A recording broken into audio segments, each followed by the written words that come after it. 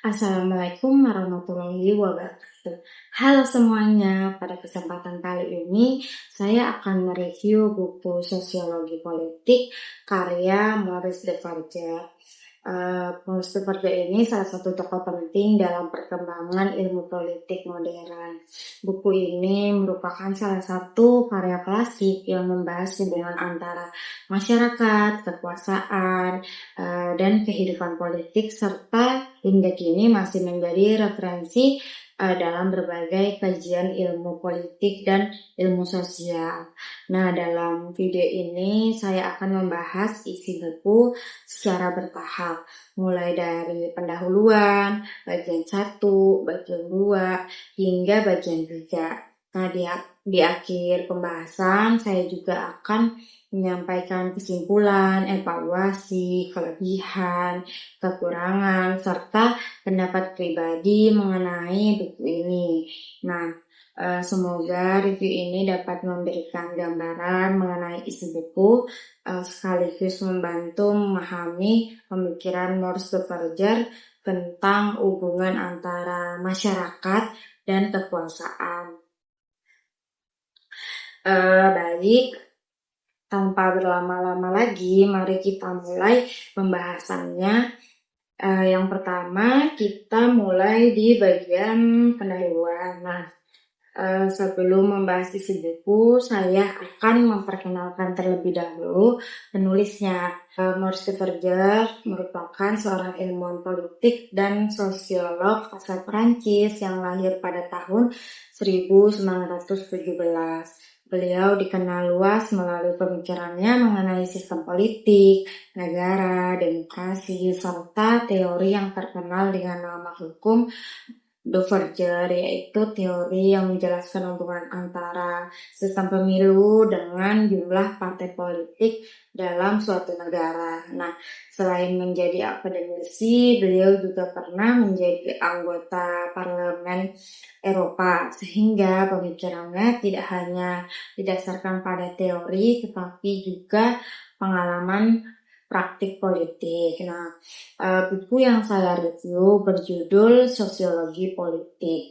Buku ini diterjemahkan ke dalam bahasa Indonesia oleh Daniel DKD, diterbitkan atas kerjasama Yayasan Ilmu Indonesia Sosial dan disamping oleh Dr. Alfian. Nah, secara umum buku ini menjelaskan bahwa politik tidak hanya berkaitan dengan negara, pemerintah, atau pemilu, tapi juga membahas hubungan kekuasaan yang terjadi dalam kehidupan masyarakat. Menurut Maurice Duverger, hampir setiap kelompok manusia memiliki hubungan antara pihak yang memimpin dan pihak yang dipimpin. Nah, hubungan inilah yang menjadi fokus utama dalam kajian sosiologi politik. Nah, hal yang menarik dari buku ini adalah cara penulis menyusun pembahasannya yang secara sistematis. Nah, Maurice Duverger terlebih dahulu menjelaskan konsep dasar mengenai sosiologi dan politik. Nah, sebelum membahas struktur politik, konflik, dan integrasi dalam masyarakat. Nah, dengan penyusunan seperti ini, pembaca dapat mengikuti alur pembahasan secara lebih mudah. Nah, menurut saya pendekatan tersebut menjadi salah satu kelebihan buku ini karena membantu pembaca memahami dasar-dasar ilmu politik sebelum mempelajari pembahasan yang lebih kompleks. Nah, yang pertama itu review pendahuluan buku. Nah, pada bagian pendahuluan, Maurice Duverger memulai pembahasannya dengan menjelaskan bahwa istilah sosiologi dan politik tidak memiliki satu definisi yang mutlak. Nah, menurut beliau, setiap ilmuwan dapat memiliki sudut pandang yang berbeda. Nah, oleh karena itu, sebelum membahas teori, penulis terlebih dahulu menjelaskan pengertian yang digunakan agar pembaca memiliki pemahaman yang sama kepada penulis ini. Selanjutnya, Maurice de Verger mengulas perkembangan ilmu sosiologi. Nah, beliau menjelaskan bahwa sosiologi pertama kali diperkenalkan oleh Auguste Comte sebagai ilmu yang mempelajari masyarakat secara ilmiah. Nah, gagasan tersebut kemudian dikembangkan oleh Emile Durkheim yang menekankan pentingnya mempelajari fakta-fakta sosial secara objektif. Namun, karena objek kajiannya adalah manusia, ilmu sosial tidak selalu menghasilkan kesimpulan yang pasti seperti ilmu alam. Nah, menurut saya, penjelasan ini masih sangat relevan hingga saat ini. Dalam kehidupan politik, perilaku manusia dapat berubah, sehingga hasil penelitian atau survei lebih menggambarkan kecenderungan daripada kepastian. Nah, Maurice de Verger juga menjelaskan bahwa fenomena sosial dipengaruhi oleh banyak faktor. Oleh karena itu, ketika mempelajari politik, kita tidak boleh terburu-buru mengambil kesimpulan hanya berdasarkan satu penyebab. Nah, setiap peristiwa politik biasanya merupakan hasil dari berbagai faktor yang saling berkaitan. Nah, selanjutnya beliau membahas pengertian politik. Nah, menurut Maurice de Verger, politik tidak hanya berkaitan dengan negara atau pemerintahan, tetapi juga dengan hubungan kekuasaan yang terjadi dalam berbagai kelompok masyarakat seperti keluarga, sekolah, organisasi, maupun lembaga lainnya. Nah, karena itu sosiologi politik dipahami sebagai ilmu yang mempelajari hubungan kekuasaan dalam kehidupan sosial. Nah, menurut saya definisi tersebut membuat ruang lingkup sosiologi politik menjadi lebih luas. Politik tidak hanya dipahami sebagai aktivitas para pejabat atau partai politik, tapi juga sebagian dari kehidupan sehari-hari yang melibatkan proses memimpin, memengaruhi, dan mengambil keputusan. Nah, pada akhir pendahuluan, Maurice de Verger menjelaskan bahwa kekuasaan memiliki dua sisi. Di satu sisi, kekuasaan dapat disalahgunakan dan menimbulkan penindasan.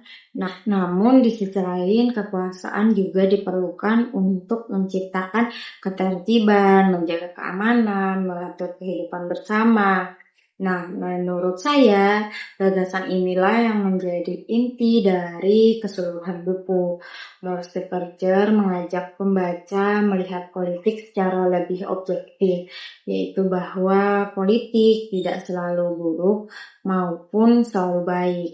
Semua bergantung pada bagaimana kekuasaan digunakan, dijalankan dalam kehidupan masyarakat. Nah, setelah pada bagian pendahuluan, Maurice de Verger menjelaskan konsep dasar mengenai sosiologi, politik, dan kekuasaan. Selanjutnya, beliau mengajak pembaca memahami bagaimana kehidupan politik terbentuk dalam masyarakat, mengapa konflik politik muncul, dan bagaimana politik tersebut dapat dikelola agar tercipta kehidupan sosial yang lebih tertib.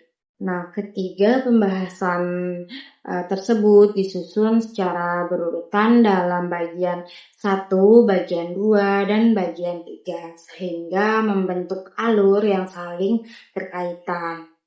Setelah pada bagian pendahuluan, Maurice de Verger menjelaskan konsep dasar mengenai sosiologi, politik, dan kekuasaan. Selanjutnya, beliau membawa pembaca memasuki pembahasan inti buku yang terdiri atas 3 bagian. Nah, ketiga bagian tersebut disusun secara runtun, dimulai dari pembahasan mengenai struktur politik, kemudian penyebab munculnya konflik politik, dan diakhiri dengan pembahasan mengenai integrasi politik. Nah, Menurut saya, penyusunan seperti ini membuat pembaca lebih mudah memahami hubungan antara masyarakat, kekuasaan, konflik, dan upaya menciptakan kehidupan politik yang tertib. Nah, pada bagian 1, Maurice de Verger menjelaskan bahwa kehidupan politik tidak pernah berdiri sendiri. Politik selalu dipengaruhi oleh kondisi masyarakat tempat politik itu berlangsung. Nah, oleh karena itu, sebelum memahami konflik maupun sistem pemerintahan, kita harus memahami terlebih dahulu struktur masyarakatnya. Nah, beliau membagi struktur politik menjadi 2 kelompok besar, yaitu struktur fisikal dan struktur sosial. Nah, yang pertama itu kita masuk ke struktur sosial dulu, fisikal dulu ya, berkaitan dengan kondisi alam. Nah, seperti letak geografis, luas wilayah, dan jumlah penduduk. Sementara itu, struktur sosial meliputi perkembangan teknologi, lembaga sosial, serta budaya yang berkembang di dalam masyarakat. Nah, kedua struktur tersebut saling berkaitan dan bersama-sama memengaruhi perkembangan kehidupan politik. Nah, pembahasan pertama adalah mengenai pengaruh kondisi geografis. Maurice de Verger menjelaskan bahwa geografi memang bukan penentu utama sistem politik, tetapi memiliki pengaruh terhadap cara masyarakat membangun pemerintahan. Salah satu contoh yang beliau gunakan adalah Mesir kuno. Kehidupan masyarakat Mesir sangat bergantung pada Sungai Nil sebagai sumber air untuk pertanian agar pembagian air dapat dilakukan secara merata. Nah, masyarakat membutuhkan aturan dan pemerintahan yang mampu mengatur sistem irigasi. Nah, dari contoh tersebut terlihat bahwa kondisi alam dapat mendorong lahirnya organisasi politik yang lebih teratur. Nah, namun Maurice de Verger juga menegaskan bahwa kondisi alam bukan satu-satunya faktor yang menentukan perkembangan. Nah, perkembangan politik, sejarah, budaya, dan pengalaman masyarakat juga memiliki pengaruh yang besar.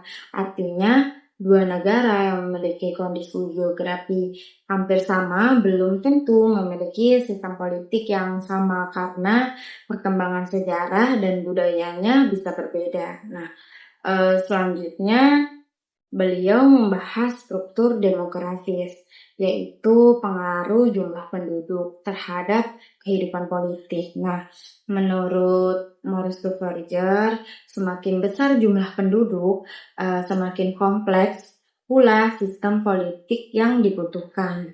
Nah, pada masyarakat yang kecil, hubungan antara pemimpin dan masyarakat biasanya berlangsung lebih dekat. Sebaliknya, pada masyarakat yang besar, hubungan tersebut harus dilakukan melalui birokrasi, lembaga pemerintahan, dan berbagai organisasi.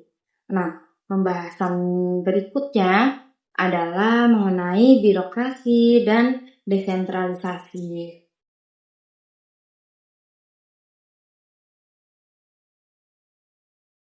Nah, Maurice de Verger menjelaskan bahwa birokrasi diperlukan agar pemerintahan dapat berjalan secara tertib. Namun, birokrasi yang terlalu panjang juga membuat masyarakat merasa jauh dari pemerintah. Oleh karena itu, beliau menekankan pentingnya desentralisasi, yaitu pembagian sebagian kewenangan kepada pemerintah daerah agar pelayanan publik menjadi lebih cepat dan lebih dekat dengan masyarakat. Nah, selain struktur fisikal, Maurice de Verger juga menjelaskan struktur sosial yang terdiri atas teknologi, lembaga, dan budaya. Nah, menurut beliau dampak positif maupun negatif teknologi dapat mempercepat penyebaran informasi dan meningkatkan partisipasi masyarakat dalam politik, tetapi juga dapat digunakan untuk menyebarkan propaganda atau informasi yang tidak benar. Nah, beliau juga menjelaskan pentingnya lembaga sosial seperti keluarga, sekolah, organisasi, dan pemerintahan. Nah, lembaga-lembaga tersebut berfungsi membentuk perilaku masyarakat melalui aturan yang berlaku sehingga kehidupan bersama dapat berjalan lebih teratur.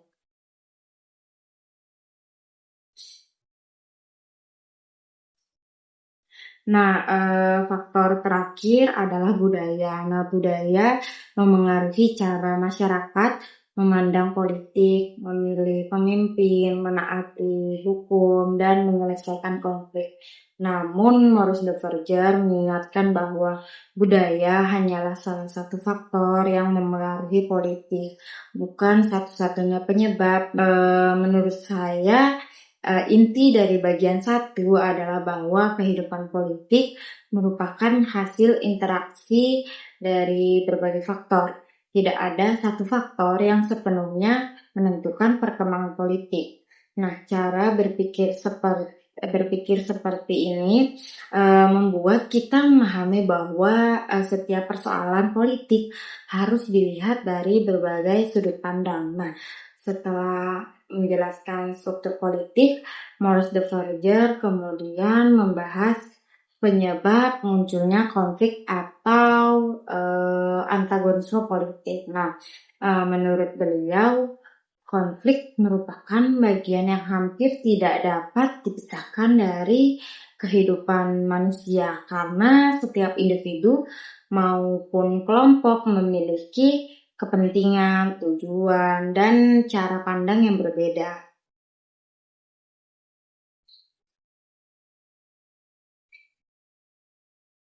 Nah, beliau membagi penyebab konflik menjadi 2 kelompok besar, yaitu faktor individual dan faktor kolektif. Nah, yang pertama itu faktor individual berkaitan dengan kemampuan, kepribadian, ambisi, dan motivasi seseorang dalam memperoleh maupun mempertahankan kekuasaan. Nah, Maurice de Verger menjelaskan bahwa semua pemimpin memiliki latar belakang yang sama. Ada yang berhasil karena kemampuan dan prestasinya, ada pula yang dipengaruhi oleh pendidikan, pengalaman, maupun lingkungan sosialnya. Nah, pada bagian ini beliau membahas teori sirkulasi elit.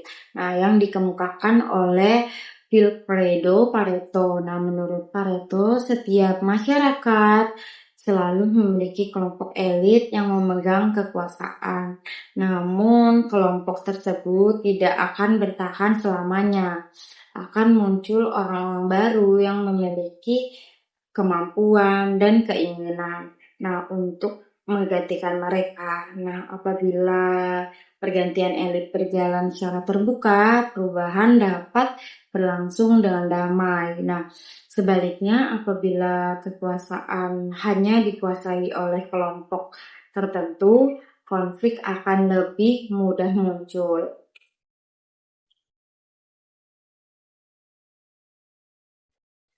Nah, selain itu, Maurice de Verger menjelaskan bahwa faktor psikologis juga memengaruhi perilaku politik seseorang. Ada orang yang ingin menjadi pemimpin karena ingin mengabdi kepada masyarakat, tetapi ada juga yang lebih terdorong oleh keinginan memperoleh kekuasaan atau kepentingan pribadi. Nah, kalau menurut saya, penjelasan ini mengingatkan bahwa masyarakat perlu melihat integritas dan tujuan seorang pemimpin, bukan hanya kemampuan berbicaranya. Nah, selanjutnya Maurice de Verger membahas faktor kolektif. Nah, konflik politik tidak hanya berasal dari individu, tetapi juga dari kelompok masyarakat seperti kelas sosial, ras, bangsa, dan ideologi. Nah, beliau menjelaskan teori Karl Marx mengenai perjuangan kelas. Nah, menurut Marx, konflik muncul karena adanya perbedaan kepentingan antara pemilik modal dan kelompok pekerja. Namun, Marx Bekerja tidak langsung menerima teori tersebut. Beliau juga menunjukkan bahwa negara berhasil mengurangi konflik melalui kebijakan pemerintah, pendidikan, dan perlindungan terhadap tenaga kerja.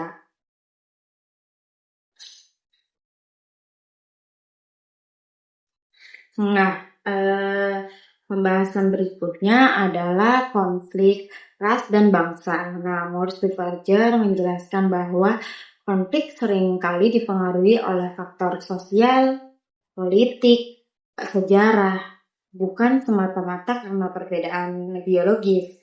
Beliau juga menjelaskan bahwa ras kebangsaan dapat menjadi kekuatan yang menyatukan masyarakat, tetapi dapat pula menjadi sumber konflik apabila berkembang menjadi sikap yang berlebihan. Nah, selain itu, beliau membahas ideologi sebagai salah satu faktor penting dalam kehidupan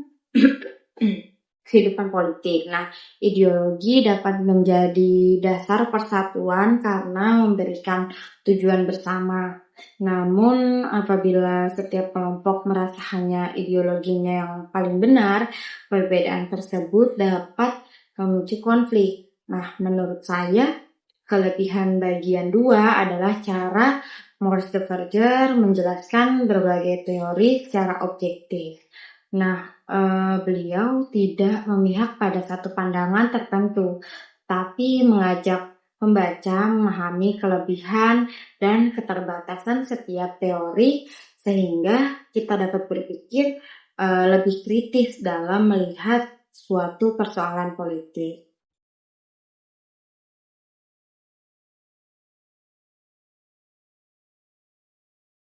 Setelah membahas penyebab konflik, Maurice Duverger kemudian menjelaskan bagaimana konflik tersebut dapat dikelola sehingga tercipta integrasi dalam masyarakat. Nah, menurut beliau konflik tidak dapat dihilangkan sepenuhnya karena perbedaan merupakan bagian dari kehidupan manusia. Nah, yang terpenting adalah bagaimana konflik diselesaikan melalui cara-cara yang damai dan sesuai dengan aturan. Nah,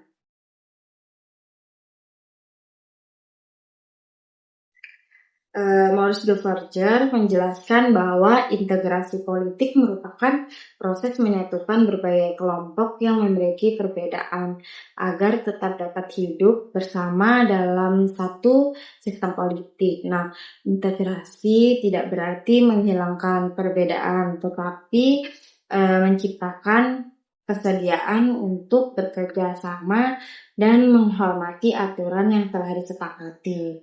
Nah, beliau juga menjelaskan pentingnya peran negara dalam menjaga integrasi. Nah, negara bertugas membuat aturan, menegakkan hukum, serta melindungi hak-hak masyarakat. Nah, di samping itu, lembaga-lembaga politik seperti pemerintah, parlemen, pengadilan, dan partai politik berfungsi sebagai sarana untuk menyatukan aspirasi masyarakat dan menyelesaikan perbedaan secara damai. Nah, Maurice Duverger kemudian menekankan pentingnya demokrasi. Nah, menurut beliau, demokrasi memberikan kesempatan kepada masyarakat untuk berpartisipasi dalam kehidupan politik melalui pemilu, musyawarah, mekanisme, hukum. Nah, dengan demikian, perbedaan pendapat tidak harus berakhir dengan kekerasan, tetapi dapat diselesaikan melalui proses politik yang sah. Nah, selain demokrasi, Hukum juga memiliki peran yang sangat penting. Hukum memberikan kepastian, melindungi hak masyarakat, dan memastikan bahwa setiap orang diperlakukan secara adil. Nah, apabila hukum dijalankan secara konsisten, kepercayaan masyarakat terhadap negara akan meningkat dan potensi konflik dapat dikurangi. Nah, menurut saya pesan utama bagian 3 adalah bahwa tujuan politik bukan hanya memperoleh kekuasaan, tetapi juga menciptakan kehidupan masyarakat yang tertib, adil, dan harmonis. Nah, perbedaan tidak harus menjadi sumber perpecahan apabila dikelola melalui hukum, demokrasi, dan kerjasama antar kelompok. Nah, secara keseluruhan, ketiga bagian dalam buku ini saling melengkapi. Maurice de Verge memulai pembahasan dari dasar-dasar struktur politik, kemudian menjelaskan penyebab konflik, dan akhirnya memberikan penjelasan mengenai cara membangun integrasi politik. Nah, alur yang sistematis ini membuat pembaca memahami bahwa politik bukan hanya tentang perebutan kekuasaan, tetapi juga tentang bagaimana masyarakat membangun kehidupan bersama yang tertib, adil, dan stabil. Nah, setelah membahas seluruhan isi buku, saya dapat menyimpulkan bahwa sosiologi politik karya Maurice de Verge merupakan salah satu buku klasik yang memberikan pemahaman mendalam mengenai hubungan antara masyarakat, kekuasaan, konflik, dan integrasi politik. Nah, buku ini disusun secara sistematis. Maurice de Verge memulai pembahasan dari konsep dasar sosiologi dan politik, kemudian menjelaskan struktur politik, penyebab munculnya konflik, hingga cara menciptakan integrasi dalam masyarakat.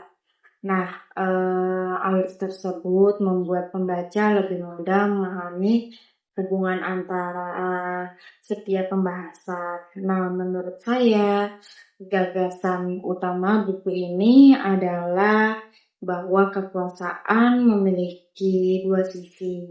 Kekuasaan dapat disalahgunakan untuk menindas, tetapi juga diperlukan untuk menciptakan ketertiban dan mengatur kehidupan bersama. Nah, selain itu, buku ini mengajarkan bahwa fenomena politik tidak pernah disebabkan oleh satu faktor saja, melainkan dipengaruhi oleh berbagai aspek yang saling berkaitan. Nah, menurut saya buku ini memiliki beberapa kelebihan. Yang pertama, pembahasannya disusun secara runtut sehingga mudah diikuti. Kedua, Maurice de Verge menjelaskan berbagai teori secara objektif tanpa memihak pada satu pandangan tertentu. Nah, ketiga, contoh-contoh yang digunakan membantu pembaca memahami konsep-konsep yang cukup kompleks. Nah, di samping itu, buku ini juga memiliki beberapa kekurangan. Bahasa yang digunakan cukup akademis sehingga membutuhkan konsentrasi yang lebih, terutama bagi pembaca yang baru mempelajari ilmu politik.